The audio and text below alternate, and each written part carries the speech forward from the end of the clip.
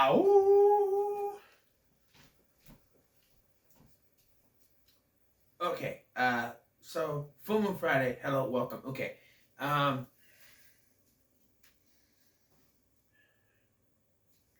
so let's finish off this trilogy with Curse of the Re-Animator, which is the third and final question mark part of this trilogy of terror, so to speak. Okay, so right away, I'm gonna go ahead and say that pretty much this confirms that this is not connected to the original uh, From Beyond at all. Mostly because it is confirmed that Crawford Tellingast's father's name is Philip Tellingast, not Crawford Tellingast Sr. It is, or the first, whatever. It is Philip. So this is most definitely a remake, not a continuation, which makes more sense as a remake than a continuation. But once again, we are going back and forth, but they do between the From Beyond story, the Resonator story, I should say, and the Re-Animator story, but they do kind of intersect. Although I find it weird, like some choices they put the characters in. So Mara, Crawford's girlfriend, is now helping West with his Re-Animator stuff. She happens to upon it and ends up helping him. Well, Atlas, his roommate I mentioned in the last one, they quote unquote save his girlfriend, but she starts to die, so he injects her. Atlas injects her with the reagent, bringing her back to life with a weird smile. They set up shop at the warehouse where the Resonator is. And like I said, Brandon's mom is helping bring the thing back online. So I'm very confused because Amanda Wyss, Professor McAllister, whatever, she never comes back after the first part. I have a theory that she was supposed to be the female in this,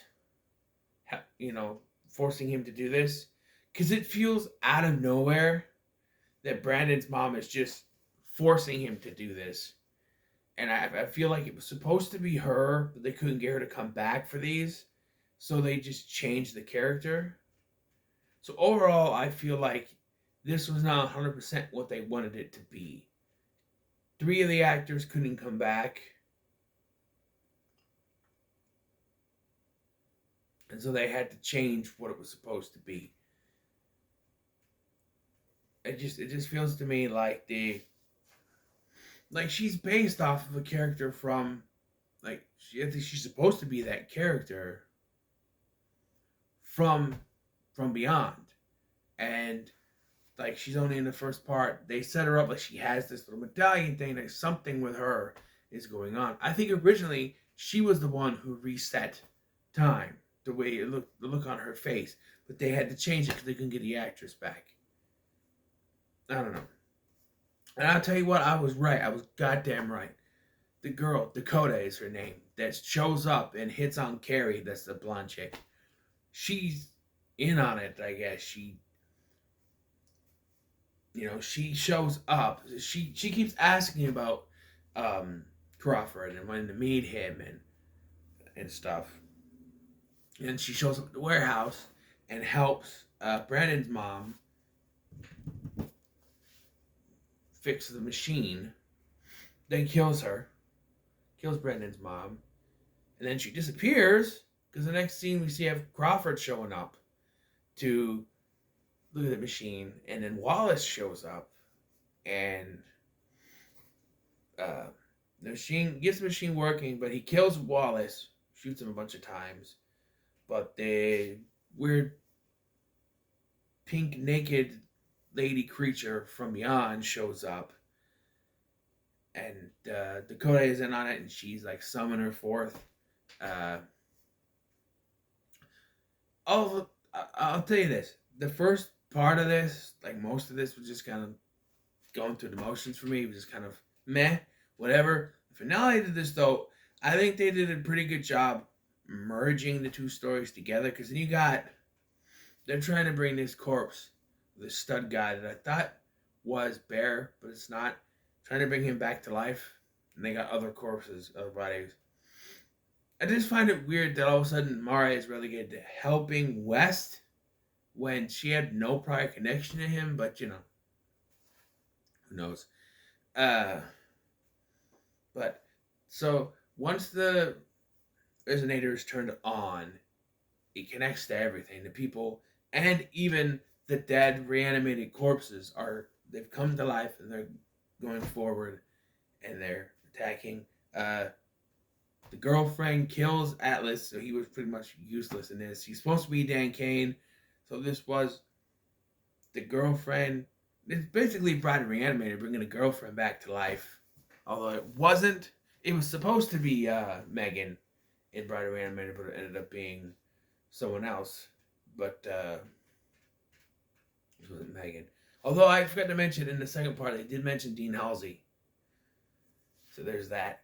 But yeah, stabbed the fuck out of him with a syringe. And then this is, like I said, it's a pretty cool finale. All the reanimated corpses come in and they tear the pink naked woman creature from beyond apart. Weird thing is though, throughout all three parts, she's been shown with her tits out because this is Charles Band. This is full moon, so her tits have been out. But when they go to tear her apart, they're blurred for some reason. It's very weird. I don't know why they're blurred, and I'm like, why are they blurred? What? They've been out the entire film, and now they're blurred. What's going on? I don't understand. It's very confusing. They rip her apart, basically, and then Carrie shows up last minute after disappearing for the entire film, this entire part, and like hits Dakota in the head with a 2x4 and cuts her head. Decapitates her? I don't know how that works, but okay. And yeah, and despite the fact that in the second part, Carrie was the only one who really could remember because of her. She now has visions. When the stuff starts to happen, her Mara and Wes start to kiss, and she pushes it away. She's like, "It's the resonator." I'm like, "How do you know that? You shouldn't remember that. How do you remember that?" But yeah, and the machine is shut down after the shit gets destroyed, and we get a weird thing. Or the dad shows up. We find out that the dad he's been seeing is not really his dad. It's a evil vision.